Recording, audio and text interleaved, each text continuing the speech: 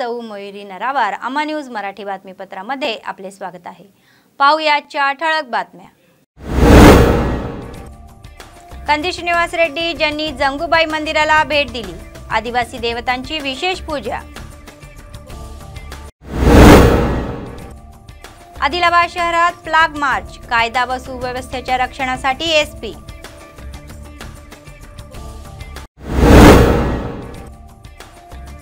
सीसीआयच्या जमिनीचे अलिप्तीकरण, चुनखडी मातीत साठते।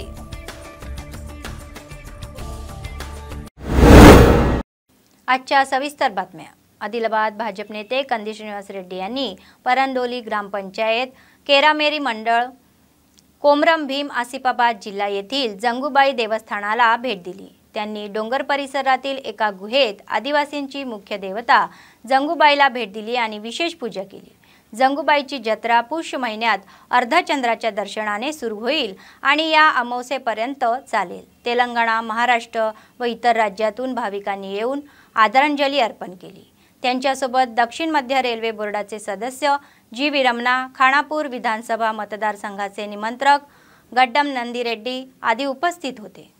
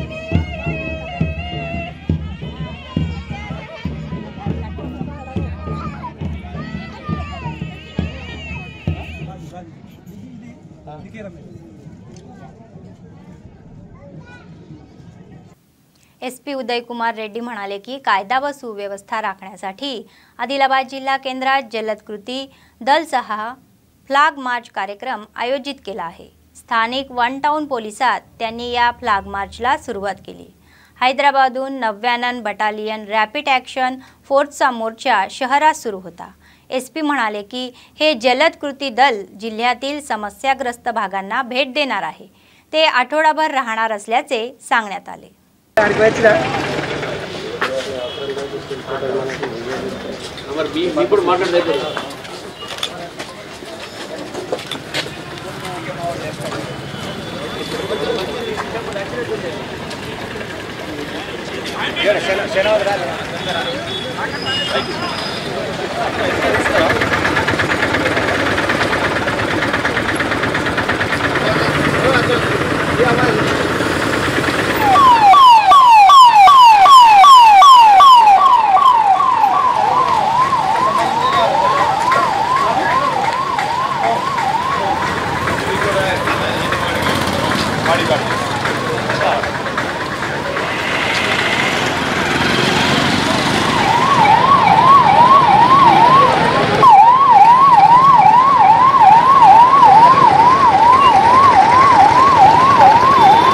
Rapid action force 99 battalion head quarters Hyderabad అక్కడి నుంచి మనకు ఒక కంపెనీ ఫోర్స్ ఇక్కడికి వచ్చారు. ఇది ఫెమిలరైజేషన్ ప్రోగ్రామ్ అంటారు దీన్ని. అంటే వీళ్ళు మన స్టేట్లో ఎక్కడైతే ఇంతకుముందు పాత హిస్టరీ తర్వాత ఎక్కడైతే కమ్యూనల్ ప్రాబ్లమ్స్ ఉన్నాయో అవన్నీ చూసుకొని ఫెమిలరైజేషన్ అంటే ఈ జిల్లా ఎట్లుంది, ఈ జిల్లాలో ఏం పరిస్థితులు ఏమున్నాయి, స్థితిగతులు ఏంటి, పూర్వ వివరాలు ఏంటి, ఏదైనా జరిగితే మనం ఎట్లా యాక్షన్ తీసుకోవాలి అవన్నీ కూడా వాళ్ళకి అక్వైంటెన్స్ కోసము వచ్చి ఒక 1 వీక్ మన దగ్గర ఉంటారు. Rapid Action Force is a specialized wing of CRPF. So we are part of Rapid Action Force 99 Battalion. Our headquarters is situated in Hyderabad. So we have come to Adilabad district to carry out our familiarization exchange program, which is a regular program of Rapid Action Force as per mandate given by Ministry of Home Affairs. आदिलाबादमध्ये जमीन mafia वाढत आहे. जर तुम्हाला एखादी रिकामी जागा दिसली तर तुम्ही तिथे पाय ठेवता. कोट्यावधी रुपयांच्या जमिनीवर अतिक्रमण होत आहे. राजकीय नेते आणि अधिकाऱ्यांच्या मदतीने बनावट कागदपत्रे तयार करत आहे. प्लॉटचे रूपांतर करून लाखो रुपयांना विकून पैसे उकळत आहे. अलीकडे काही रिअल्टर सीसीआयशी संबंधित भाडेतत्वावरील जागा बळकवण्याचा प्रयत्न करत आहे. याशिवाय सिमेंट उत्पादनासाठी वापरल्या जाणाऱ्या चुनखडीचे साठेही मातीत मिसळले जात आहे.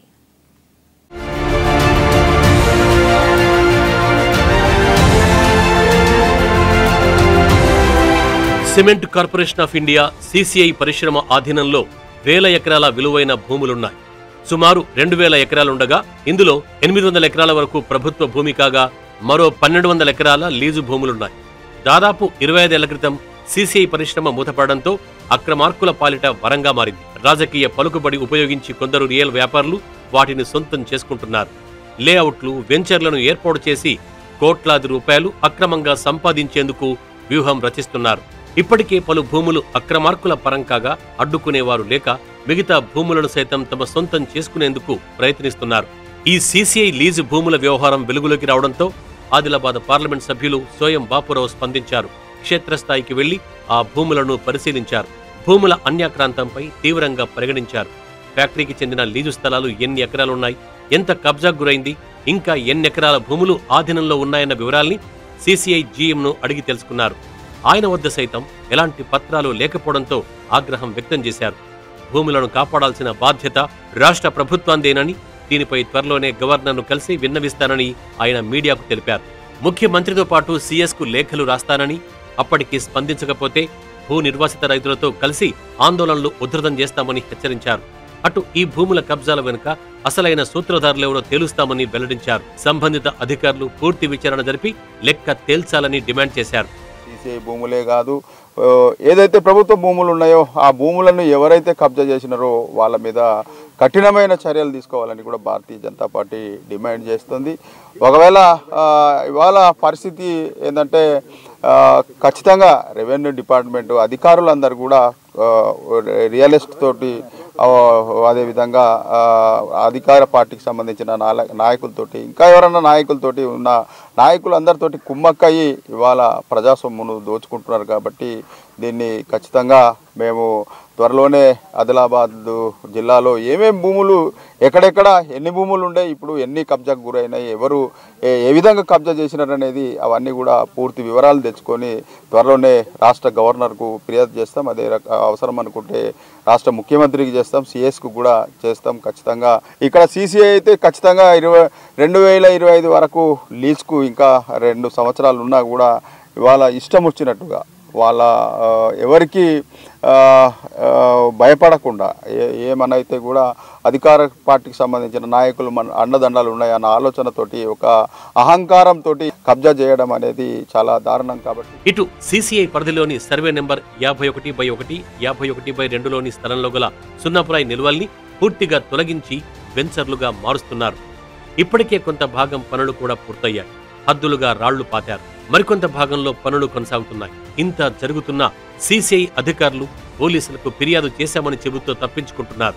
వారి వద్ద భూములకు సంబంధించి పూర్తి స్థాయిలో పత్రాలు లేకపోవడం, లీజు గడువు ముగియకుండానే సదరు వ్యక్తులు వెంచర్లు ఏర్పాటు చేసి పనులు కొనసాగించడం పలు అనుమానాలకు తావిస్తోంది. అటు లైమ్ స్టోన్ నిల్వలు మట్టిలో కలిసిపోతున్నాయి. సిమెంట్ ఉత్పత్తికి ఉపయోగపడే లైమ్ స్టోన్ ను ఫ్యాక్టరీని ఆనుకుని నిల్వ చేశారు. నిషాన్ ఘాట్ శివార్లో ఇవి గుట్టలు గుట్టలుగా నిండున్నాయి. వాటి పక్కనే సీసీఐ లీజు స్థలాలు ఉండడంతో వాటిని సొంతం చేసుకున్న రియల్ వ్యాపారులు గుట్టలుగా ఉన్న లైమ్ స్టోన్ ను తవ్వేస్తున్నారు. జేసీబీల సాయంతో నేలను చదును చేస్తున్నారు. చెరువు మట్టి తెప్పించి వాటిపై కప్పేస్తున్నారు. ఇంత జరుగుతున్న सीसीआई अधिकारियों प्रेक्षक पात्र के परिमितमवడం शोचनीय। हमारे को ये शिकायत मिला कि कुछ यहाँ पे इंक्रोचमेंट का कुछ मतलब डेवलपमेंट का काम कर रहे हैं। ये लीज लैंड है, ठीक है, लीज लैंड है। तो इसमें हम लोगों ने पार्टी को बुला करके बता दिया, समझा दिया कि भाई आप ये काम अपना बंद करो। काम पहले 1 साल पहले बंद भी किया गया था, बंद कर फिर दोबारा इन्होंने स्टार्ट कर दिया। हमने बता दिया भाई अगर आपको काम कुछ करना है, कोई डेवलपमेंट एक्टिविटी करना है तो आप सीसीआई से एनओसी लो या कोर्ट से ऑर्डर लो, तभी होगा, नहीं तो फिर हम पुलिस FIR लॉन्च करेंगे। हमने पुलिस कंप्लेंट किया हुआ है, कुछ डॉक्यूमेंट्स उनको चाहिए वो। सीसीआई సిమెంట్ పరిశ్రమ ఏర్పడితే తమకు ఉపాధి అవకాశాలు కలుగుతాయని, తమ కుటుంబాలు బాగుపడతాయని వందలాది ఎకరాల భూముల్ని సీసీఐ కోసం రైతులు వదులుకున్నారు. సీసీఐ మూతపడ్డ తర్వాత తెరిపించాలని అనేక సందర్భాల్లో ఆందోళనలు చేపట్టారు. చివరికిప్పుడు ఆ భూములు ఎవరికూ కాకుండా అక్రమార్కుల హస్తగతం కావడంతో ఆందోళన వ్యక్తం చేస్తున్నారు. రాజకీయ నాయకుల అండదండలతోనే అన్యాక్రాంతమవుతున్నాయని, సీసీఐ అధికారుల భాగస్వామ్యం లేకుండా ఇదంతా అయ్యే పని కాదని విచారణ జరిపించి బాధ్యులపై కఠిన చర్యలు తీసుకోవాలని డిమాండ్ చేస్తున్నారు. కేంద్ర ప్రభుత్వం ఏర్పాటు చేసిన సీసీఐ ఫ్యాక్టరీకి సంబంధించిన భూములను మేము ఆ రోజు చిన్న అంటే తక్కువ ధరలకే మేము ఆ భూమిని అప్పగించడం జరిగింది. ఈరోజు కోట్ల విలువైన భూముల్ని ఇక్కడ రియల్ ఎస్టేట్ వ్యాపారులు మొత్తం కొల్లగొడుతుంటే మాకు చాలా బాధగా ఉంటుంది. ఈ ఫ్యాక్టరీ ఇకనైనా 2 సంవత్సరాలకో 3 సంవత్సరాలు నడుస్తాయని 25-30 సంవత్సరాల నుంచి మేము వేసి చూస్తున్నాం. ఈ నడిచే కాలంలో ఈ లిక్విడ్ అంతా ఆపుకొని ఈ రియల్ ఎస్టేట్ వ్యాపారం చేసుకుంటూ దీన్ని కొల్లగొట్టాలని చూస్తున్నాం. కాబట్టి ఖచ్చితంగా ఇది జిల్లా యంత్రాంగము, మరి కలెక్టర్ గారు కానివ్వండి, ఎస్పీ గారు కానివ్వండి, ఇక్కడ జరుగుతున్నటువంటి దౌర్జన్యాన్ని వచ్చి కళ్ళారా చూసి ఖచ్చితంగా ఈ ఫ్యాక్టరీని కాపాడవలసిందిగా మేము వాళ్ళకి విజ్ఞప్తి చేస్తున్నాం. ఇదే ఇట్లా కొనసాగితే ఇక్కడ ఉన్నటువంటి ల్యాండ్ ఎక్వైర్ అయినటువంటి 800 ఎకరాలు కూడా కనుమరుగయ్యే పరిస్థితులు కనబడుతున్నాయి. మా నోట్లో మట్టి కొట్టే పరిస్థితి జరుగుతుంది. ఇదిలా ఉంటే సీసీఐ పునరుద్ధరణ కోసం బీఆర్ఎస్ తో పాటు విపక్షాలు అప్పట్లో చేసిన హడావుడి అంతా ఇంత కాదు. నెల రోజుల పాటు దీక్షలు చేపట్టడంతో పాటు వినూత్న రీతిలో సీసీఐ సాధన సమితి పేరుతో నిరసనలు తెలిపారు. జాతీయ రహదారిని దిగ్బంధించి ఆందోళనలు నిర్వహించారు. కానీ నేడు కోట్లాది రూపాయల విలువ చేసే లీజు భూములు అన్యాక్రాంతమవుతున్న అధికార బీఆర్ఎస్ పార్టీ కానీ విపక్షాలు కానీ స్పందించకపోవడం పలు విమర్శలకు తావిస్తోంది.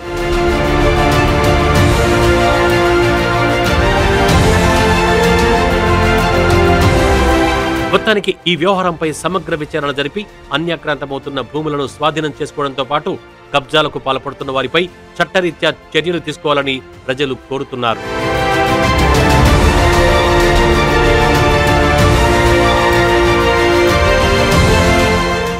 आदिलाबाद शहरातील कैलासनगर येथील अशोक बुद्ध विहार येथे समता सैनिक दलाच्या संयुक्त विद्यमानाने सुरू असलेले सेमिनार शिबिर दुसऱ्या दिवशीही यशस्वीपणे सुरू राहिले. प्रशिक्षणाचा एक भाग म्हणून सेमिनार विद्यार्थ्यांना बौद्ध भिक्षूंकडून बौद्ध धर्माबद्दल शिकवण्यात आले. पंचशिला सूत्रावर स्पष्टीकरण दिले. आंबेडकरांनी अनुसरलेला मार्ग आणि दिलेली सेवा सांगितली.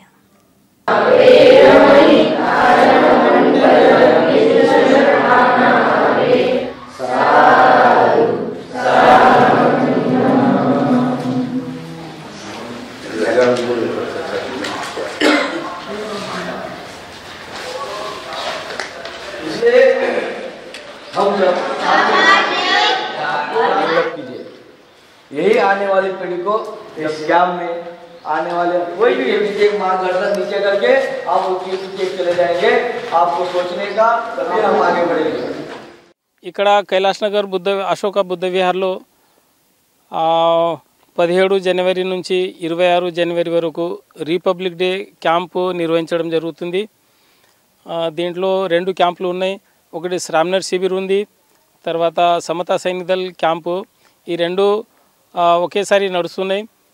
మరి ఇందులో బుద్ధిజం మీద అవగాహన కల్పించడానికి, బుద్ధిజంలో చెప్పినటువంటి పంచశీలాలు, అష్టాంగిక మార్గాలు, మరి బుద్ధిజం ఏ విధంగా పాటించాలి, శాంతి మార్గాన్ని ఏ విధంగా పాటించాలనే విషయాలు భిక్షువుల ద్వారా ఈ కొత్తగా తయారైన శ్రామ్నేర్లకు विवరంగా చెప్పడం జరుగుతుంది. आदिलाबाद शहरातील घराबाहेर उभा असलेल्या दुचाकीच्या बॅटऱ्या चोरीला गेल्या. बुक्तापूर कॉलनीतील काल रात्री चोरट्यांनी 3 दुचाकीच्या बॅटऱ्या पळवून नेल्या.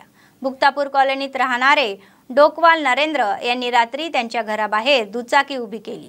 सकाळी गाडीची बॅटरी गायब होती. शेजारील अन्य 2 दुचाकीच्या बॅटऱ्याही नेल्या.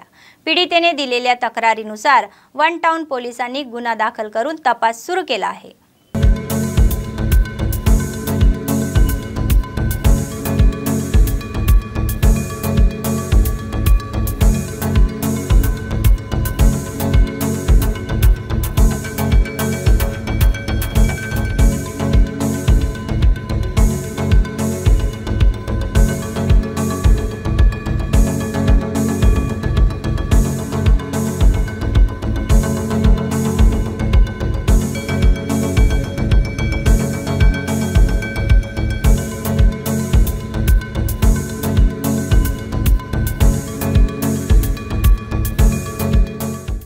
पोलिसांनी आंतरराज्यीय गांजा तस्करीचा पर्दाफाश केला.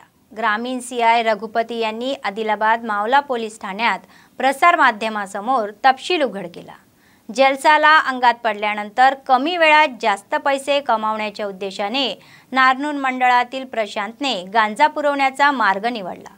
त्यांच्या मित्रासोबत तो आंध्रा आणि ओरिसा सीमेवरून गांजा विकत घेऊन महाराष्ट्र आणि महाराष्ट्रातील मिलिंदलाही या दांड्यात आणले. हे दोघेही या महिन्याच्या 18 तारखेला गांजा घेऊन आदिलाबादला येत असताना त्यांना मावला पोलिसांनी दसनापूर तिरमला पेट्रोल स्टेशनवर रंगेहात पकडले. त्यांच्याकडून बॅग ताब्यात घेतली असता प्रतिबंधित गांजाची 4 पॅकेटे सापडली. त्यांना ताब्यात घेऊन चौकशी अंती कोठडीत देण्यात आली.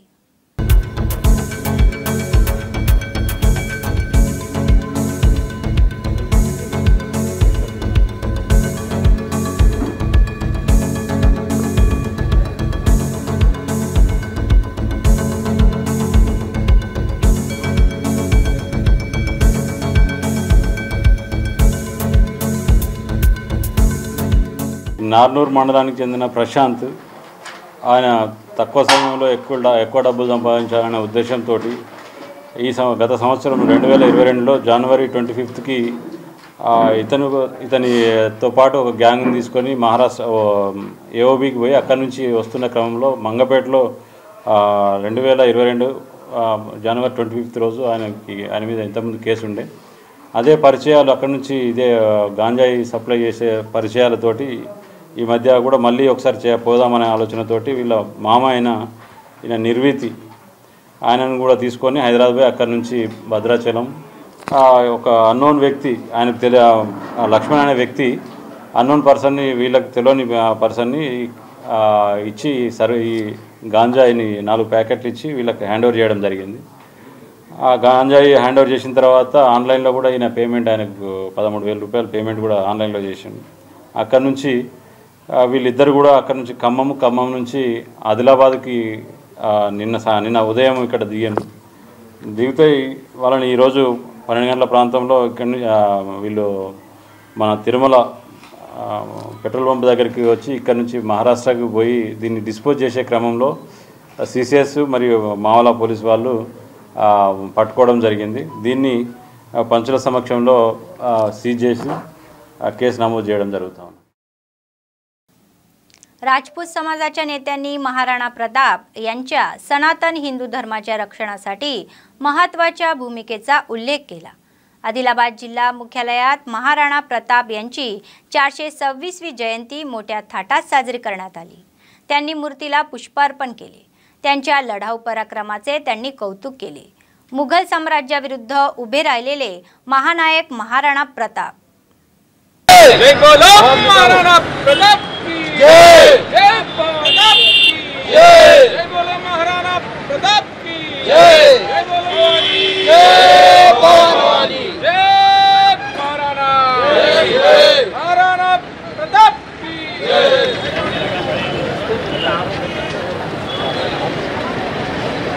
ఎంత ఎక్కడ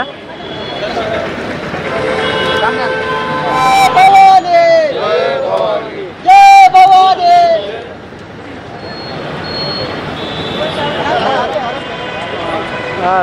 महाराणा प्रताप की 426वीं पुण्यतिथि आज आदिलाबाद राजपूत समाज मना रहा है, जो कि वीर शिरोमणि महाराणा प्रताप इस देश के एक ऐसे राजा थे जो मेवाड़ को बचाते बचाते पूरे हिंदुस्तान को एक दीवार की तरह खड़े रहे। मुग़ल साम्राज्य को रोकने में महाराणा प्रताप की बहुत बड़ी भूमिका रही, जो पूरी ज़िंदगी अपनी भारत देश को बचाने में, सनातन हिंदू धर्म को बचाने के लिए पूरी कोशिश करे। और आज भी राजपूत समाज सनातन हिंदू धर्म को बचाने के लिए पूरी कोशिश कर रहा है और सनातन हिंदू धर्म का साथ दे रहा है। बेला मंडळातील सिरसन्ना गावात कंटी वेलगूच्या दुसऱ्या टप्प्याचे उद्घाटन करण्यात आले। मंडळ लोकप्रतिनिधी आणि अधिकाऱ्यांसह स्थानिक शेतकरी स्थळी हा कार्यक्रम सुरू करण्यात आला। तेलंगणा राज्य सरकारच्या महत्त्वाकांक्षी कंटी वेलगू योजनेच्या मुख्य उद्देश डोळ्यांच्या समस्यांनी ग्रस्त असलेल्या लोकांना वैद्यकीय सेवा प्रदान करणे आहे, असे विशेष अधिकारी एससी कॉर्पोरेशन ईडी शंकरय्या यांनी सांगितले। तेलंगणा राज्य सरकारने 2018 मध्ये ही योजना सुरू केल्याचे सांगून ते म्हणाले की सरकार सरकारी खर्चाने मोफत नेत्र तपासणी करेल आणि गरजूंना चष्मे व औषधांचे वाटप करेल।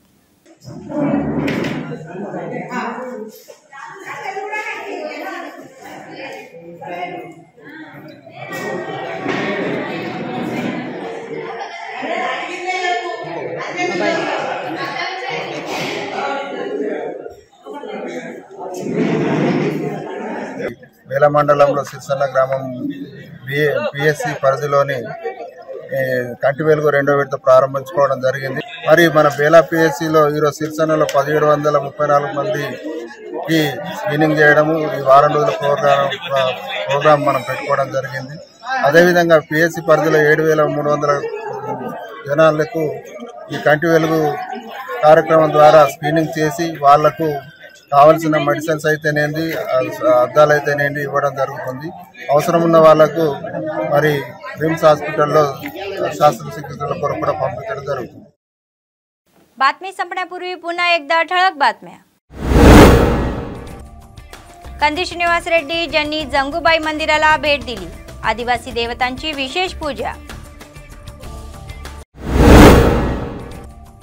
आदिलाबाद शहरात फ्लॅग मार्च, कायदा व सुव्यवस्थेच्या रक्षणासाठी एसपी।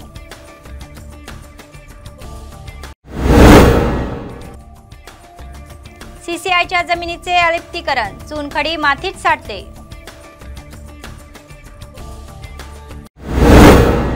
या होत्या